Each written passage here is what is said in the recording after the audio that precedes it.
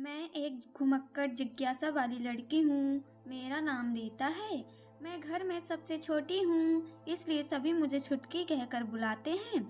मुझे घर से बाहर निकलने की इच्छा थी, क्योंकि घर में जिसे देखो वही मुझे काम बताने लगता था।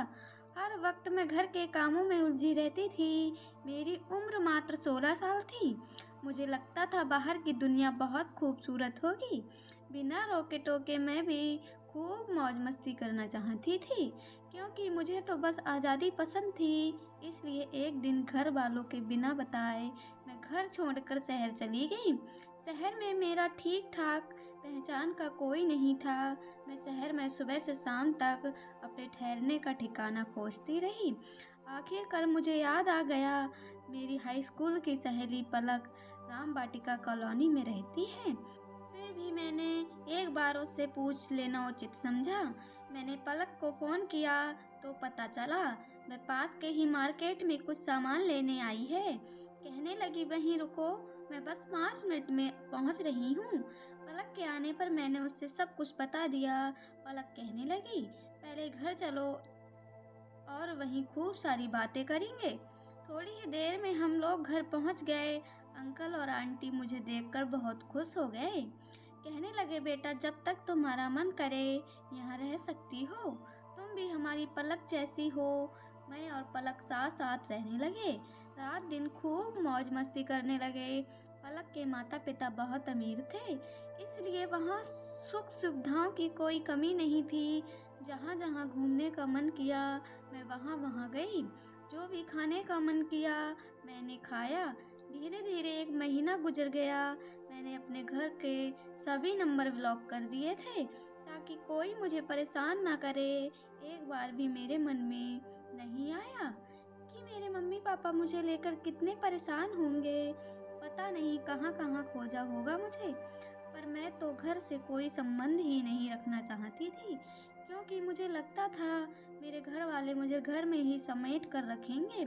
जिंदगी का मजा मुझे नहीं लेने देंगे। समय गुजरने के साथ ही वहाँ मेरे और भी कई दोस्त बन गए। अब मैं पलक के घर के अलावा और साथियों के साथ भी समय गुजारने लगी। लगभग 6 महीने गुजर गए, पर मुझे अपने घर की याद नहीं आई। इसी बीच पलक स्नातक की पढ़ाई के लिए दूसरे शहर चली गई। अब मैं अकेली हो गई। मेरी आज़ादी भी धीरे धीरे कम होने लगी, क्योंकि पलक के जाने के बाद अंकल आंटी थोड़ा परेशान रहने लगे। घर के काम में आंटी का मन कम ही लगता था, इसलिए घर का बहुत सारा काम अब मुझे करना पड़ता था। अंकल आंटी मुझे भी अपनी बेटी की जैसे ही समझते थे। मेरे बिना कहे ही मेरी सभी इच्छाएं पूरी हो जाती थीं।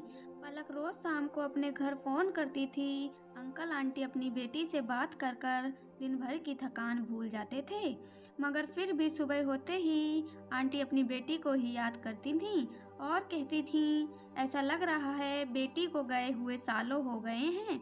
बहुत मन करता है बेटी को देखने का। पलक के पापा उससे घर आने को कहो ना, मुझे अपनी बेटी को देखना है। अंकल कह देते थे सब्र करो, अभी तो 1 महीना भी नहीं हुआ है। बेटी को गए हुए एक दिन सुबह को आंटी जी बिस्तर से नहीं उठ पाईं, क्योंकि उनसे अपनी बेटी की जुदाई अब बर्दाश्त नहीं हो पा रही थी। रोते हुए कहने लगी कितनी रौनक होती थी इस घर में जब पलक होती थी। अब तो यहाँ पर घर मुझे काटने को दौड़ता है। अंकल जी ने उसी वक्त बेटी से उनकी बात करवा दी। पलक कहने लगी 10 दिन बाद ही दिवाली है, मैं बहुत जल्द घर आ रही हूँ। इतना सुनते ही आंटी जी की जान में जान आ गई। अंकल और आंटी जी को अपनी बेटी के प्रति प्यार को देखकर मुझे भी स्वयं से घृणा होने लगी। मुझे महसूस होने लगा कि मेरे माता पिता का क्या हाल होगा। मैंने तो उनसे पिछले 6 महीनों से बात नहीं की है। मुझे पता है मेरे माता पिता ने भी हर रोज मुझे फ़ोन किया होगा और मुझसे बात न होने पर क्या गुजरती होगी उन पर। इस बात का अंदाज अंकल आंटी को देखकर मुझे हो गया था।